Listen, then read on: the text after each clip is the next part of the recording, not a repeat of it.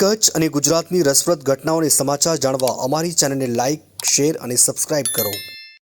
તીર્થભૂમિ વાંઢાએ જ્યાં હરિહર પરંપરાના સંતોએ ખૂબ તપસ્યા કરી અને આ ભૂમિને તીર્થભૂમિ બનાવી છે, એવી તીર્થભૂમિમાં મા ઉમિયાના બેસણા છે। કડવા પાટીદારની આ કુળદેવી છે અને આ કુળદેવીના માધ્યમથી સમાજમાં એક નવી ચેતના આવી છે અને આ જ ચેતના ભવિષ્યમાં પણ નવી પેઢીમાં જળવાઈ રહે અને સંસ્કારોનું સિંચન થતું રહે। આપણી મા ઉમિયા શું છે, ત્યાં કઈ રીતે પ્રગટ થયા અને એની શું આપણને કર્તવ્ય છે એના પ્રત્યેના એ બધું લોકોને મળી રહે અને આવતી પેઢીને પણ આ સંસ્કારો જળવાઈ રહે એ હેતુથી આ અધિક માસ જેઠ મહિનામાં પુરુષોત્તમ મહિનામાં આપણે આ આખો મહિનો આમ તો ધર્મ કાર્યનો મહિનો છે, એટલે આપણા સમાજનું આ કેન્દ્ર હોવાથી આપણી આખી જ્ઞાતિને ક્યાંક એમાંથી નવી પ્રેરણા અને માર્ગદર્શન મળે એ માટે આપણે મા ઉમિયા પ્રાગટ્ય જ્ઞાન યજ્ઞ કથાનું આયોજન 5 દિવસનું આપણે કરેલું છે। આમાં આપણો ઉમિયા માતાજી સંસ્થાન વાંઢાએ આપણો મંદિરની પ્રતિષ્ઠા કઈ રીતે થઈ, એનું કઈ રીતે અહીંયા સ્થાપના કરવામાં આવી, એમાં કયા કયા વડીલોએ એમાં યોગદાન આપ્યું, એ જ રીતે મા ઉમિયાનું જે પ્રાગટ્ય થયું એ મા ઉમિયા, ભગવાન શંકર, હિમાલય, આ બધું નવી પેઢીને જાણવા મળે કે માનો ખરેખર મા શું છે, એનો ઇતિહાસ જાણવા મળે અને ઇતિહાસ અવથી અવગત થાય એ હેતુથી આપણે આ ઉમિયા માતાજીની ઉમા પ્રાગટ્ય જ્ઞાન યજ્ઞનું આયોજન કરેલું હતું। એમાં જુદા જુદા કાર્યક્રમોનું પણ આયોજન થયેલું હતું। અનેક દાતાઓએ એમાં યોગદાન આપ્યું છે અને આ 5 દિવસથી બધા જ્ઞાતિ ભેદ વગર પ્રસાદ અને જ્ઞાનનો લાભ લોકો લઈ રહ્યા છે।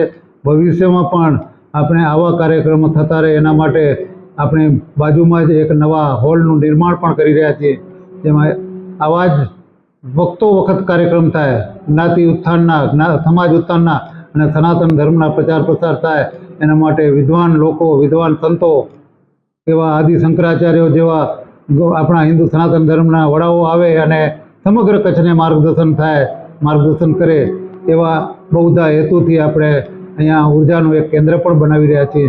એમાં પણ ખૂબ લોકોનો ખૂબ ઉત્સાહ છે અને આવતા દિવસોમાં આ કેન્દ્ર છે આપણું ઉમિયા માતાજી વાંઢાએ, સંતોની તપોભૂમિ, હરિહર પરંપરાની તપોભૂમિ, શંકરાચાર્યના આશીર્વાદ, એ સમગ્ર પશ્ચિમ કચ્છની અંદરથી આખી ઉર્જા ઉત્પન્ન થાય અને પૂરા ભારતમાં એનો પ્રચાર પ્રસાર થાય એવા ઉમદા હેતુથી આપણે આ કાર્યનો આરંભ નથી કર્યો। આરંભ તો પહેલાં થયેલો જ છે, પણ એ કાર્યને આપણે આગળ વધારી રહ્યા છીએ અને ભવિષ્યમાં આવનારી પેઢી પણ એ જ રસ્તે આપણા ઉમદા સંસ્કારોને જાળવી રાખે અને માનવતાના કાર્યો કરતા રહે એ હેતુથી આપણે આ કથાનું પણ આયોજન કર્યું છે અને આ સંસ્થાનો મુખ્ય ઉદ્દેશ પણ એ જ છે। આપણી કચ્છ કડવા પાટીદારોની કુળદેવી ઉમિયા માતાજી, જેનું મૂળ આસ્થાનું કેન્દ્ર વાંઢાએ, એટલે પવિત્ર અધિક માસની અંદર માં ઉમિયાના ગુણ ગવાય એવી ઈચ્છા ઉમિયા માતાજી સંસ્થાન વાંઢાયના પ્રમુખ આદરણીય શ્રી હંસરાજભાઈ અને એમની સાથે મંત્રી બાબુભાઈ અને સમગ્ર ટીમને ઈચ્છા હતી કે પવિત્ર અધિક મહિનામાં માતાજીના ગુણલા ગવાય।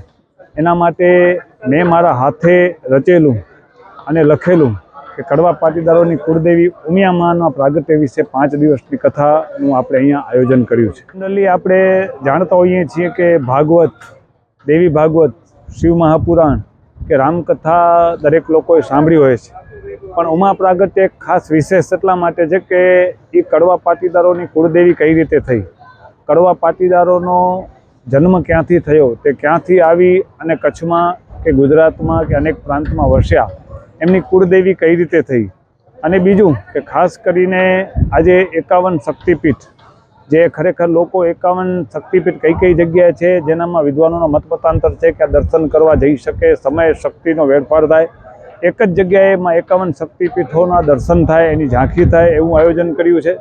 માં ઉમિયાનો પ્રાદુર્ભાવ કઈ રીતે થયો એનું આપણે 3જા દિવસે આખું વર્ણન કર્યું હતું। આજે 4થા દિવસે માતાજીના લગ્ન, જે આપણો સનાતન ધર્મ અને હિન્દુ સમાજ, આપણા સનાતન ધર્મના મુખ્ય જે 16 સંસ્કાર છે જેનાથી આપણે દૂર જઈ રહ્યા છીએ અને મોટા ભાગે જોવા જઈએ તો 2 જ સંસ્કાર બચ્યા છે, માત્ર એક વિવાહ સંસ્કાર અને અંતિમ સંસ્કાર। આ અંતિમ સંસ્કાર અને વિવાહ સંસ્કારમાં ક્યાંક ને ક્યાંક આપણે પશ્ચિમી સંસ્કૃતિનું અનુકરણ કરી અને આને પણ આપણે ભ્રષ્ટ કરતા જઈએ છીએ. તો આવતીકાલે આ 16 સંસ્કારોનું મહત્ત્વ અને આખા શિવ પરિવારનું મહત્ત્વ, શિવ પરિવારનું પૂજન અને કથાની પૂર્ણાહુતિ, અને આવતીકાલે સાંજે સરસ મજાનું એક ઉમા યજ્ઞનું પણ આયોજન કર્યું છે. સમાજને હું શીખવવા માગું છું કે અત્યારે કળિયુગની અંદર અનેક પાખંડ પૂજાય છે, ત્યારે દરેક સનાતનીઓને મારી વ્યાસપીઠ તરફથી કરબદ્ધ પ્રાર્થના છે કે તમે તમારા કુળદેવી, તમે તમારા દેવ દેવસ્થાન, તમે તમારા ઈષ્ટદેવને ભૂલી અને અન્ય જગ્યાએ આપણે ન ભટકીએ અને આપણા જે મૂળ સ્થાનો છે સનાતન ધર્મના એને આપણે પકડી રહીએ. આપણું કલ્યાણ માત્ર ને માત્ર આપણી કુળદેવી અને આપણા કુળદેવતા અને આપણા ઈષ્ટદેવતા જ કરી શકશે, અન્ય નહીં. આવી મારી શ્રોતાજનોને ખાસ અપીલ છે.